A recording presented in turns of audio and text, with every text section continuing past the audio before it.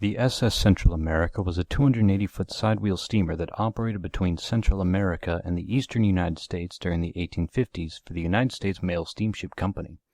It was originally named the SS George Law after the New York financier. On September 3, 1857, the ship left the Panamanian port of Colon near the modern-day Panama Canal and was destined for New York City with 477 passengers and 101 crew members.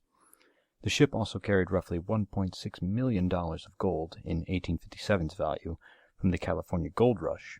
The ship was headed by Captain William Lewis Herndon, who distinguished himself in the Mexican-American War and later led an expedition to explore the Amazon. Central America left Havana on a Tuesday morning of September 8th of 1857. Seas were fairly calm and not too much remarkable until they got into the Straits of Florida, and then it picked up a little bit that evening. And then the next morning, the passengers awoke to a ship tossing and turning, and these ships were built to withstand big storms. They had sailed through many big storms. Herndon had captained this ship and others through big storms. However, on Friday, they discovered that there was a leak in the hull, and they couldn't find the source of the leak.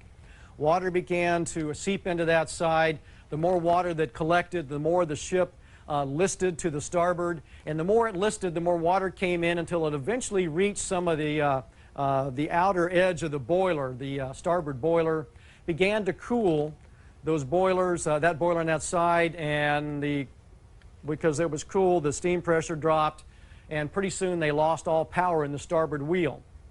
The ship was canted so far to starboard that the port wheel could not reach the water. After a quick stop in Havana, Cuba on the 7th, the ship continued its journey up the eastern coast. 2 days later, the ship's second officer suspected a storm was coming, but thought little of it due to how equipped and experienced the crew was.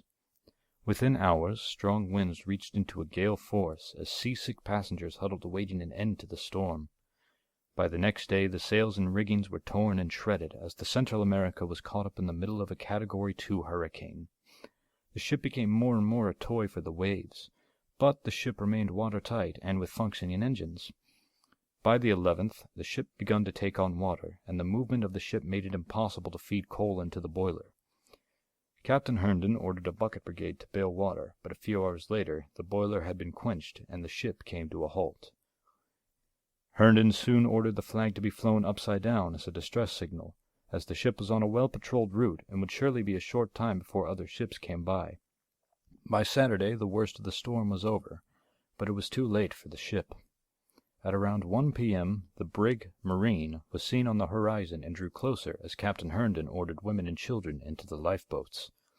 109 passengers were saved thanks to the efforts of the Marine. The remaining people grew desperate and started ripping planks and railings from the ship to use as makeshift rafts.